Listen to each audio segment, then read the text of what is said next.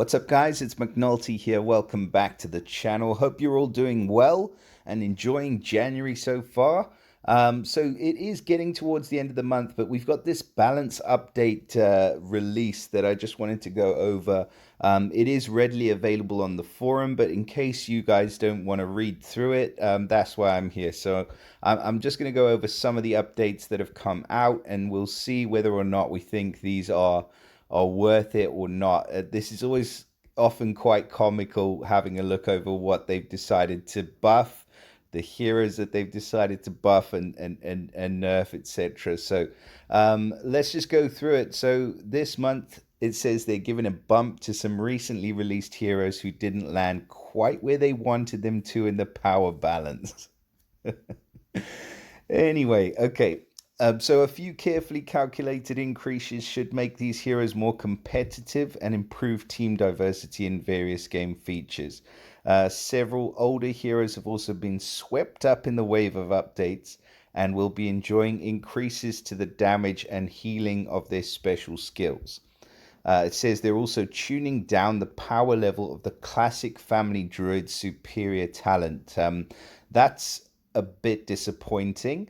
Our metrics highlighted that this class superior talent was unintentionally out of balance with the rest of the season 1 heroes. Okay, I can't think why that is, because the season 1 heroes are out of balance anyway, and in a big way. Anything that boosts them up is absolutely necessary, in my humble opinion. Except for maybe the toon talents, those things are just bonkers. If anything, you can reduce that back down to what it was. The chance to resist ailments, etc., and buffs.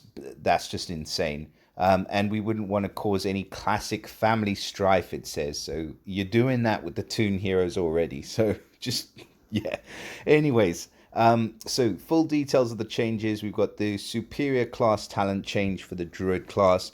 The old talent class was a 45% chance to summon the superior Thorn minion with 25% HP.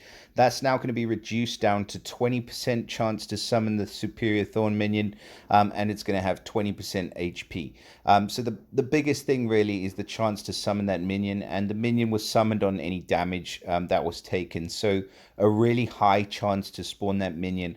But then, you know what? I mean, aside from Costume 2 Cyprian, if you got that Thorn minion, they weren't that difficult to deal with. I'm just saying, I think it really is an unnecessary change for these heroes. So the affected heroes in the legendary are going to be Catalan, Horgal, Magni, in his first costume, Quintus, the second costume. That was a big one because he's quite a viable tank with those minions.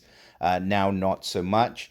And Liana, the second costume for Liana as well. Not a huge problem with those ones. Cademan in the epic category, he made quite a good hero for the tournaments because of the Thorn minions.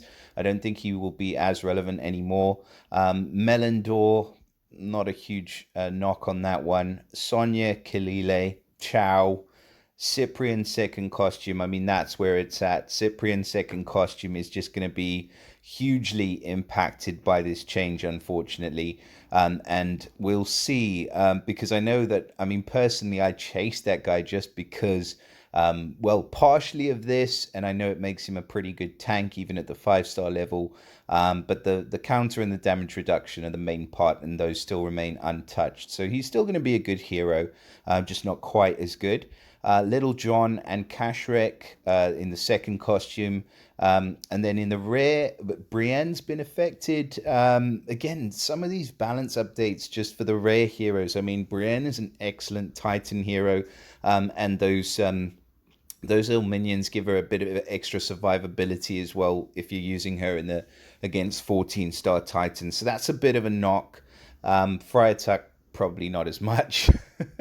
But then we've got the hero changes. Now the hero changes we've got are for the obviously the some of the most newest heroes in the game. You've got Iron Maw, whose direct damage has been increased from 480% to 500%. And they've increased the mana generation debuff from 34% to 39%. Now with Iron Maw, I do have him over here.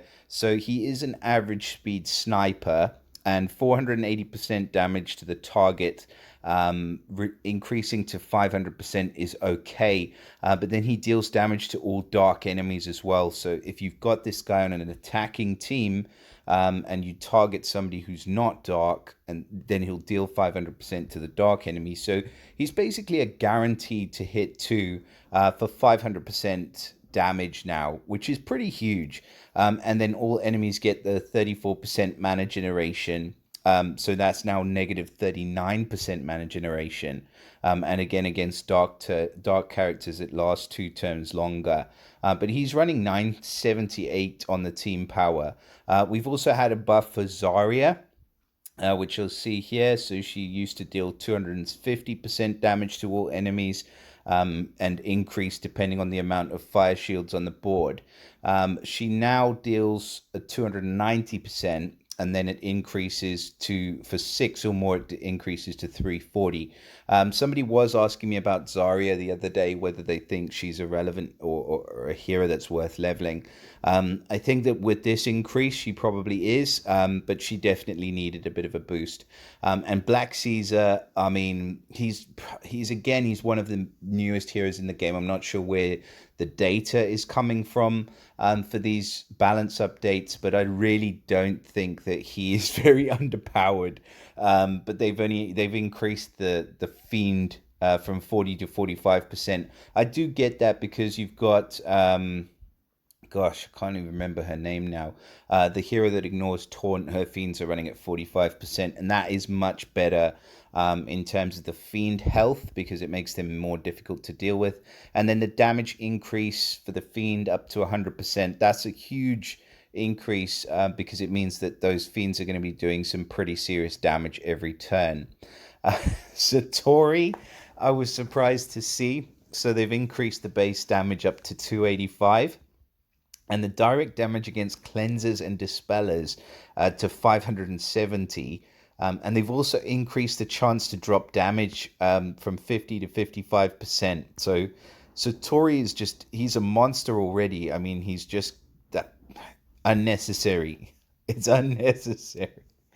Boom and Fang's Mega Minion's going to be increased health, or increased attack, from 200 to 250. Mad Hammer increased attack from 180 to 230. I think that this is where I thought the Mega Minions were going to fall down a bit, because they just aren't as impactful, as the other Goblin heroes. So they've got to do something about the Mega Minions. It's probably just not, as impactful as what they thought they were going to be. They do help for survivability, and especially somebody like Mad Hammer, hits like an absolute truck. So there's nothing wrong with these heroes, but they're just trying to make the Mega Minions more relevant. Whether that is going to help, what they're trying to do here with increasing the attack, I'm not sure. And now we get on to the heroes that most of us actually have. So we've got Natalia. They've increased the burn damage up to 1016, which is a good increase. I do like that. And it makes her a bit more relevant. And then the costume even more so, because of the stat boosts and bonuses. And that's gone from 1104 up to 1212 over 4 turns. Onatel, probably my favorite one of the bunch. They've increased the direct damage from 250 to 300. These are the kind of boosts that we should be seeing more of, just the older heroes without any costumes. If anybody from SG watches this, I'm just saying this is what you want to do more, is increase the damage, increase the stats for the older heroes, so that they can be a little bit more balanced and a bit more relevant. You're not going to lose that much money, I'm just saying.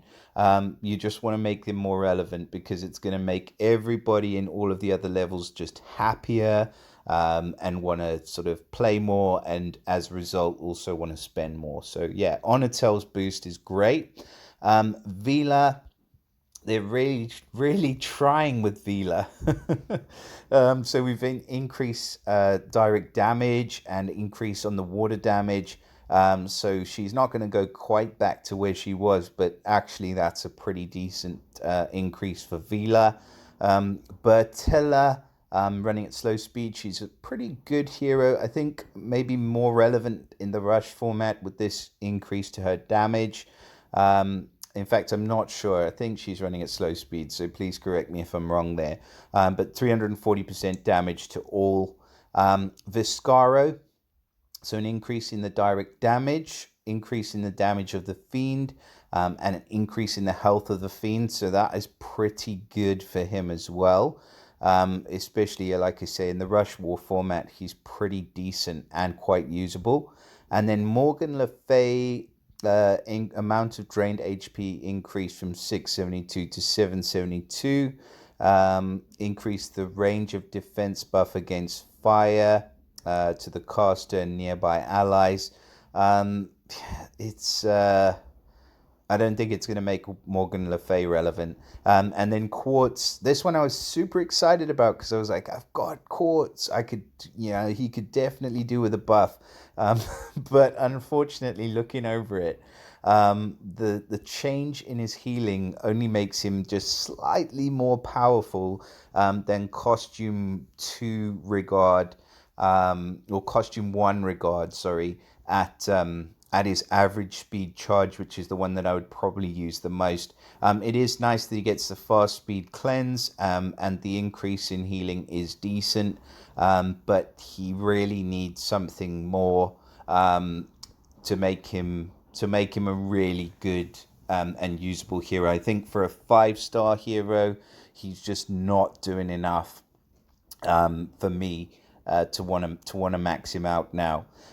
So those are all of the adjustments to all of the different heroes. So if you do have any of these, I think you can be pretty happy about those adjustments. Nobody's getting any major nerfs except for the obvious class talent nerf, which, like I said before, I just don't think is necessary at all.